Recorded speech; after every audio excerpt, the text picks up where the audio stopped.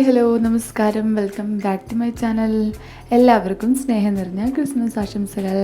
അപ്പോൾ ഞാൻ ഇന്ന് വന്നിട്ടുള്ളത് ഒരു സാൻഡയുടെ കേക്കിൻ്റെ റെസിപ്പി ആയിട്ടാണ്. അപ്പോൾ നമുക്കിനി ഇതെങ്ങനെ ഉണ്ടാക്കിയെടുക്കുന്നതെന്ന് നോക്കാം.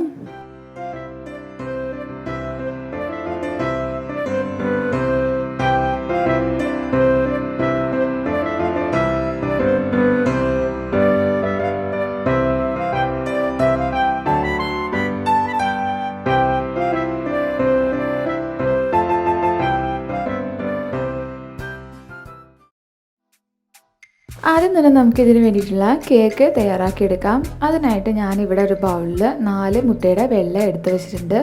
ഇത് നമുക്കിനി നന്നായിട്ടൊന്ന് ബീറ്റ് ചെയ്യാം.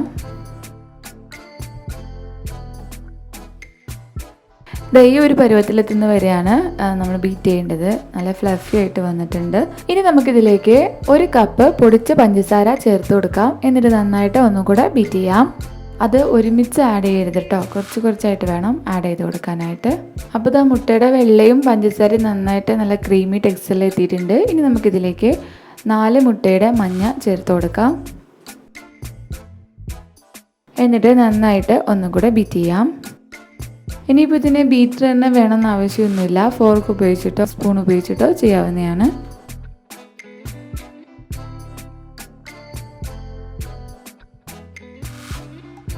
ഇനി നമുക്കിതിലേക്ക് ഒരു ഏകദേശം 1/4 കപ്പ് ഓയിലും 1 ടേബിൾ സ്പൂൺ വാനില എസൻസും കൂടെ ചേർത്ത് കൊടുത്തിട്ട് ഒന്നും കൂടെ നന്നായിട്ട് ബീറ്റ് ചെയ്യാം. ഇനി നമുക്കിതിലേക്ക് ഡ്രൈ ഇൻഗ്രീഡിയൻസ് ചേർത്ത് കൊടുക്കാം. അത് സീവ് ചെയ്തിട്ട് വേണം ചേർത്ത് കൊടുക്കാനായിട്ട്. അതിനായിട്ട് ഞാനിവിടെ ഒരു അരിപ്പ് വെച്ച് കൊടുത്തിട്ടുണ്ട്. ഇനി നമുക്കിതിലേക്ക് 1 കപ്പ് മൈദ ചേർത്ത് കൊടുക്കാം. ഇനി ഇതിലേക്ക് 1 ടീസ്പൂൺ ബേക്കിംഗ് പൗഡറും 1/2 ടീസ്പൂൺ ബേക്കിംഗ് സോഡയും കൂടെ ചേർത്ത് കൊടുക്കാം. 1 നുള്ള് ഉപ്പ് ചേർത്ത് കൊടുക്കാം. എന്നിട്ട് ഇതുപോലെ തരിച്ച് ഇതിലേക്ക് ചേർത്ത് കൊടുക്കാം. ഇനി നമുക്കിതൊന്ന് മിക്സ് ചെയ്യാം.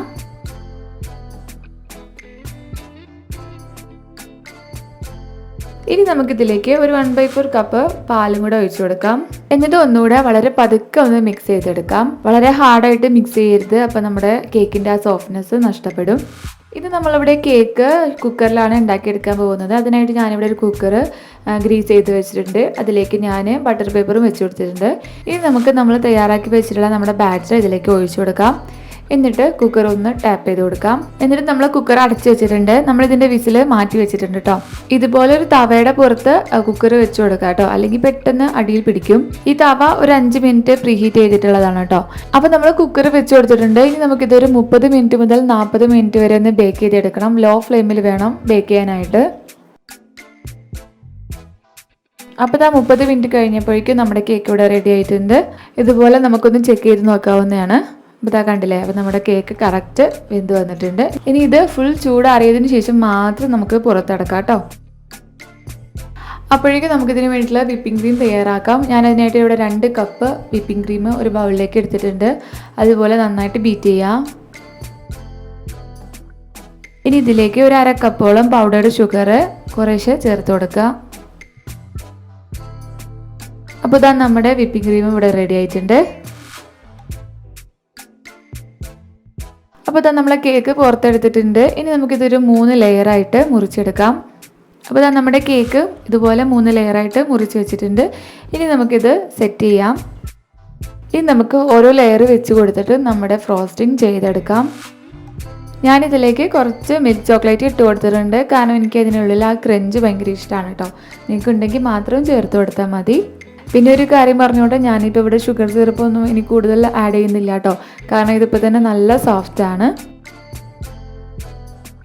അപ്പോൾ ഇതാ നമ്മൾ 3 ലെയറും സെറ്റ് ചെയ്തിട്ടുണ്ട്. ഇനി നമുക്കിതൊന്ന് ക്രം കോട്ട് ചെയ്തെടുക്കാം. അപ്പോൾ നമ്മൾ ക്രം കോട്ട് ചെയ്ത് കഴിഞ്ഞിട്ടുണ്ട്. ഇനി നമുക്കിതൊരു 15 മിനിറ്റ് എങ്കിലും ഒന്ന് ഫ്രിഡ്ജിൽ റെസ്റ്റ് ചെയ്യാൻ വെക്കാം. അപ്പോഴേക്കും നമുക്കൊരു ഓറഞ്ച് കളറിലുള്ള ഒരു വിപ്പിംഗ് ക്രീം തയ്യാറാക്കിയെടുക്കാം. അതിനായിട്ട് ഞാനിവിടെ ഒരു 1/4 കപ്പ് വിപ്പിംഗ് ക്രീം എടുത്ത് വെച്ചിട്ടുണ്ട്. അതിലേക്ക് ഞാനൊരു മാംഗോയുടെ എസൻസ് ചേർത്ത് കൊടുക്കുകയാണ്. നിങ്ങൾക്ക് വേണമെങ്കിൽ ഓറഞ്ച് ഫുഡ് കളറും യൂസ് ചെയ്യാവുന്നതാണ്. എന്നിട്ട് ഇതുപോലെ നന്നായിട്ട് മിക്സ് ചെയ്തെടുക്കുക. എന്നിട്ട് ഒരു 15 മിനിറ്റിന് ശേഷം നമ്മൾ ക്രീം കോട്ട് ചെയ്ത് വെച്ചിട്ടുള്ള കേക്കിൻ്റെ മുകളിലേക്ക് ഇത് അപ്ലൈ ചെയ്യാം. സാൻഡയുടെ ഫേസിൻ്റെ ആ ഒരു ഷേപ്പിനും വേണ്ടിയിട്ടാണ് കേട്ടോ നമ്മളിതിങ്ങനെ ചെയ്യുന്നത്. ഇനി നമുക്കൊരു ടൂത്ത് പിക്കോ അങ്ങനെ എന്തെങ്കിലുമൊക്കെ ഉപയോഗിച്ചിട്ട് ഇതിൽ നമ്മുടെ സാൻഡയുടെ ആ ഒരു ഫേസ് ഒന്ന് അടയാളപ്പെടുത്തി കൊടുക്കാം. നേരത്തെ ഓറഞ്ച് വിപ്പിംഗ് ക്രീം ചെയ്ത പോലെ തന്നെ ഞാനിവിടെ റെഡ് കളറിലുള്ള വിപ്പിംഗ് ക്രീമും തയ്യാറാക്കി വെച്ചിട്ടുണ്ട് കേട്ടോ. അപ്പോൾ അത് ഉപയോഗിച്ചിട്ട് നമ്മുടെ സാൻഡയുടെ തൊപ്പി നമുക്ക് ഡെക്കറേറ്റ് ചെയ്യാം.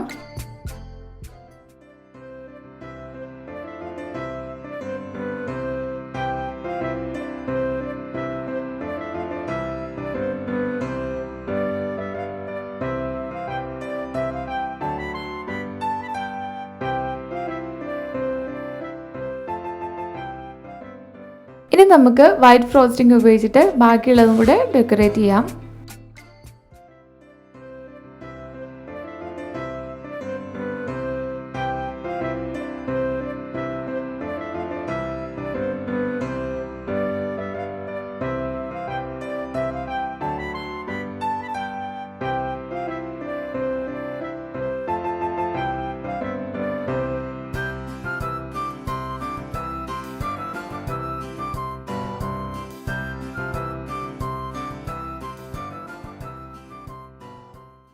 അപ്പോൾ ഇതാ നമ്മുടെ ക്രിസ്മസ് സാന്റ ഇവിടെ റെഡി ആയിട്ടുണ്ട്. സാന്റയുടെ കണ്ണിൻ്റെ ഷേപ്പിനായിട്ട് ചോക്ലേറ്റ് ഒന്ന് മെൽറ്റ് ചെയ്തിട്ട് ഒന്ന് ബോൾസ് ആക്കിയിട്ട് വെച്ച് കൊടുത്തതാണ് കേട്ടോ.